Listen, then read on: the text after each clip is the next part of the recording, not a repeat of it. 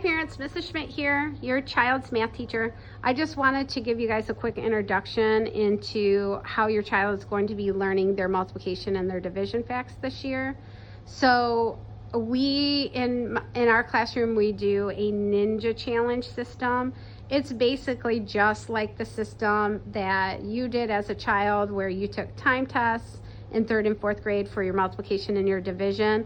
I just stuck a cute little theme on it of ninjas to try to motivate the students to want to become higher ninjas, and hopefully that motivates them to study their flashcards every night and start studying them in class whenever they have a moment or have work done. So the expectation is for them to study their flashcards at least 10 minutes a night. On the Ninja Challenge board, there are 9 ninjas that they can work their way through the whole year. It starts with the white belt ninja, the Genin. You have to pass your 1s and your 2s ninja challenges, which again, the ninja challenges are basically just time tests. I keep them over here in our files that say ninja challenges on them. And we start with 1s and 2s. After you pass your 1s and 2s, you're the white belt, you're the Genin. After you pass your 1s and 2s, basically I give the students a little slip of paper with a belt on it. They put their name on it and they color it the whatever color ninja that they had passed. So obviously the white belt, they won't have to color it. They'll just have to put their name on it. And then those will go right here. And then once they pass the Chunin, which is their 3s, and then I will take that belt off and they will color a yellow belt with their name on it, and that will go here. So they will keep working their way up in the ranks of becoming higher and higher ninjas. So like I said, we have 9 different ninjas on the board that correspond to whatever fact they are working on, 1s and 2s, moving on to 3s, 4s, 5s, 6, 7s, 8s, 9s. And then 10 is the Supreme Masuda. That means that you've passed your 10s and your mixed. So a page with a bunch of mixed on it. So the Supreme Masuda is the coveted ninja that everyone wants to become by the end of the year. Okay, so I'll show you an example of a ninja challenge. This is an example of a 2s ninja challenge. And if you look at it very closely, you can see that it has both multiplication and division problems on it.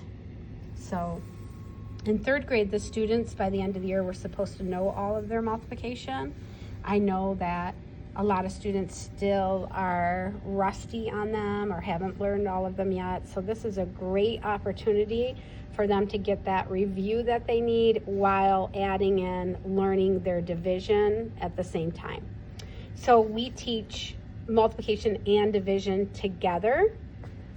We do that by reviewing something called fact families with the students.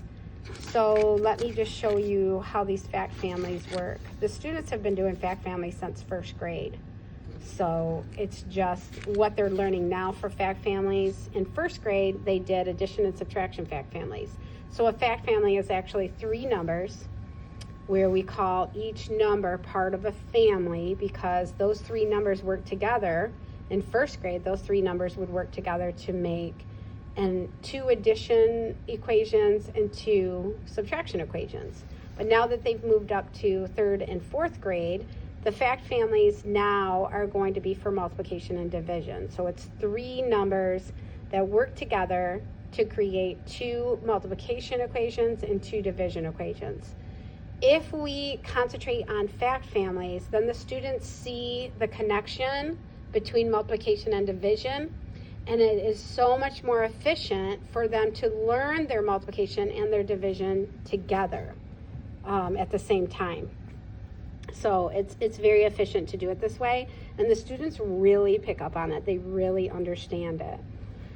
Okay, so for the first couple of days in math class, we don't start lessons. We just go over the fact families and reintroduce them to those. And we start with first and second grade fact families where it's just addition and subtraction, just giving them a refresher on what fact families really are.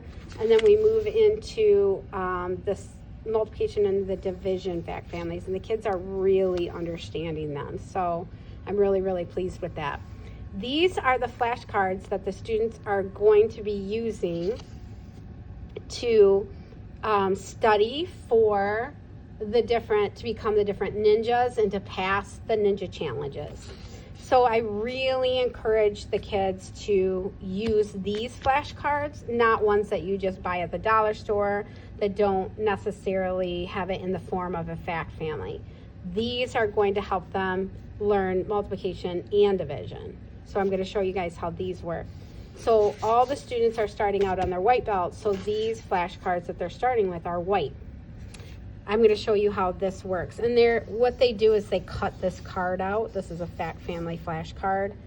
And you can see there is a missing number here. Well, the reason why we want them to get used to having a missing family member in the family is because on their ninja challenges, they have one of the factors, if you're talking about multiplication, or they have, maybe if you're talking about division, they have, let me find a division problem, they might have the quotient or the answer missing, they might have the dividend missing, they might have the divisor missing. It just depends on the problem. So we really want to get them used to learning these fact families with one of them missing. So this is how they were taught to study. So for this fact family, for instance, this fact family is 6, 2, and the other number that goes there is 3, but they don't write that in. They have to just come up with it when they study. And if they don't know, if they're not sure and they need some help, or the parents need some help with that, the answer is right on the back of these. So right in the middle is the answer to that. But most of the kids can figure it out. Okay, so how the students would study, this is a 2's flashcard. They would do 2, and they would have to figure out what that was. 2 times 3 is 6. If I know that 2 times 3 is 6, I also know that 3 times 2 is 6.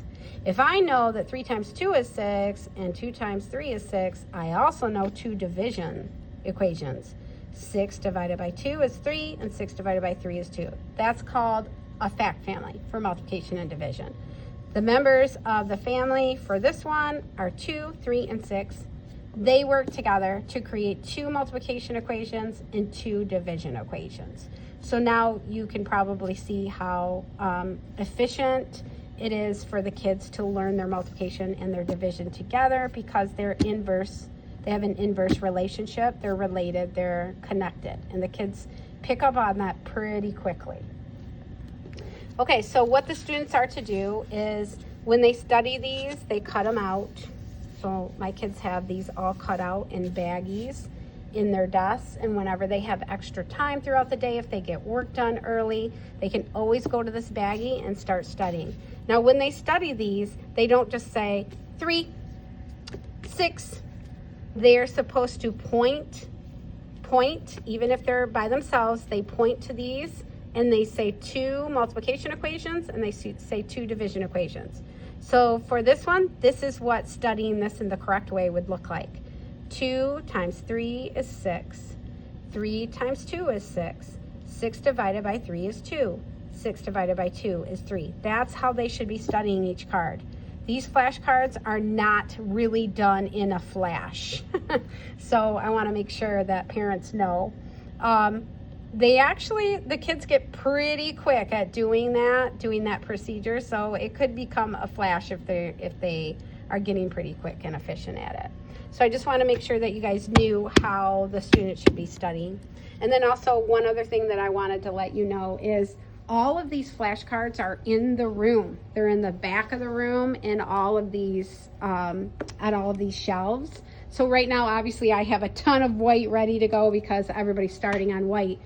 But the students will get a copy for school, and then they will also, they've already got their copy for school actually, and they've got it in their in a baggie for inside their desk whenever they have extra time.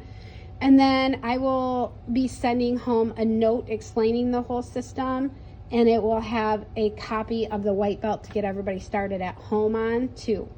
So I had some kids say, well, I have two households. I go to my mom's and I go to my dad's. So I said, okay, well, after you get the note that I sent home that has the one copy on it, these shelves are for the students. They can come back here and get whatever they need. So if they come home and they don't have the right color of the Ninja belt that they are on, then that's their responsibility to come into the room and get it. So they don't have to come up to the teacher and ask if they can come get it. They're always back here for them. So if you notice that they don't have their flashcards, you just need to say, hey, when you go into Mrs. Schmidt's class today, you have got to pick up a set of the flashcards that you need. So after they pass their Ninja Challenge for whatever particular Ninja that they're on, I will actually take a picture of their belts and I will post them on Class Dojo, so you'll always know what belt they're on if you are checking those posts that I put on with the picture of the belts. And then it will be up to the student. So let's say a student passed their Genin and they were white belt. Let's say they were white belt. Sorry, I'm confusing you. Let's say that the student was Genin and they've been working on their yellow belt, which is their 3s, and they passed it. You'll see, I'll take a picture of their belt and I'll put it on Dojo, and then it is up to the child to go ahead and grab their yellow flashcards that they're going to need. They have to grab a set for school, and they have to cut them out when they have free time and add it to their Ziploc bag, and then they have to grab whatever sets they need for home. So that's totally up to them. And then I did want to tell you guys one more thing before I go. I know this is getting kind of long, but I just want to make sure that I communicate really well with the parents so they know. At the end of each marking period, it is going to be expected that your child have passed to a certain level in Ninja. So by the end of the first marking period, they should have passed their 2s. So I told the kids that they basically have 8 weeks to just pass their 1s and their 2s. So we start out really slow, and they are going to get a grade. This is my grading system for the Ninja. So they are going to get a grade at the end, or at the middle point of each marking period and at the end of each marking period. So the middle point of each marking period, their Ninja is worth 50 points. So that's a lot. And it's worth a daily grade of 50 points. So at the midpoint of this marking period, they should have their 1s passed. At the end of the first marking period, they should have their 2s passed. So like I said, we start out really slow. At the midpoint of the second marking period, they should have their 3s passed. By the end of the second marking period, which is in January, they should have their 4s passed. By the midpoint of the third marking period, they should have their 6s passed. By the end of the third marking period, they should have their 8s passed. By the midpoint of the last marking period, they should have their 10s passed. And by the end of the year, they should have their mix passed. So we basically start out really slow, and we start to accelerate here in the middle, and then by the end, they should have their mix passed. So they will be getting a grade worth 50 points in math in the middle of each marking period and at the end of each marking period. So if you have any questions about our Ninja system, like I said, the kids should be studying 10 minutes every night on them and studying the way that I showed you to study those. If you have any questions, just feel free to send me a quick text on Dojo. That's the easiest and probably the most efficient way to get a hold of me. So, all right, well, happy studying Ninja at home this year. I can't wait to see how many belts go up on this wall and how many Supreme Masudas we have at the end. Thanks for all your support, parents. We really appreciate it.